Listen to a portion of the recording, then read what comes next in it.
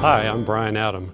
As we think about whole chain traceability, there are a number of value-added opportunities that producers might be able to capitalize on.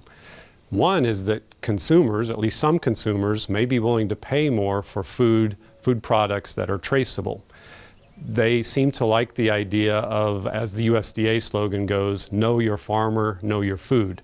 With the traceability system, they can know where the product was produced, how it was produced, and they seem to like that because they can get better acquainted with the food that they're eating. A second example of a value-added opportunity would be if feedlots, if they can benefit from having calves that have better genetics or better backgrounding, they might be willing to pay more for that, and through a whole chain traceability system, that amount that they're willing to pay could go back to the cow-calf producer. This could be something like a calf that's raised and sold through the Oklahoma Quality Beef Network, but without the paperwork because it's electronic.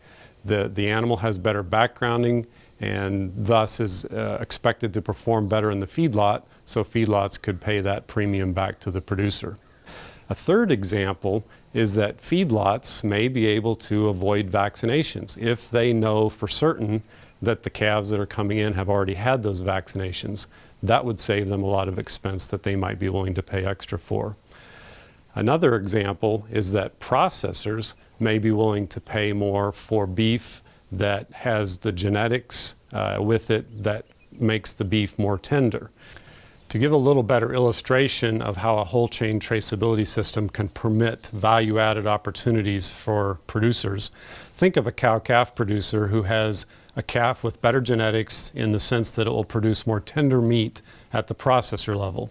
In the current marketing system, where the cow-calf producer sells to the stocker, who in turn sells to the feedlot and then to the processor, it's very difficult to pass premiums for better quality animals all the way back from the processor to the cow-calf producer.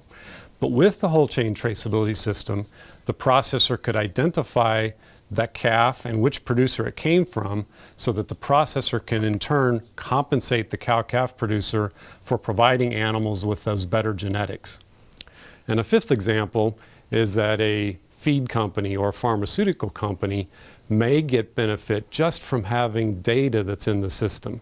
They may be wanting to promote a product or sell a new product, and using that aggregated or anonymized information, which means that the information is not traceable back to a particular producer, they can use that information to better promote their product, do a better job of achieving their sales objectives, and so they'd be willing to pay extra for that data.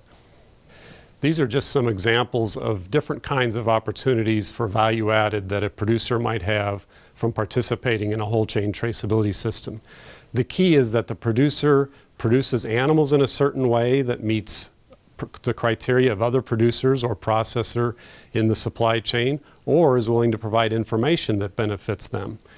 With the whole chain traceability system, it doesn't matter if there are middlemen in between the producer and the one who benefits from the information.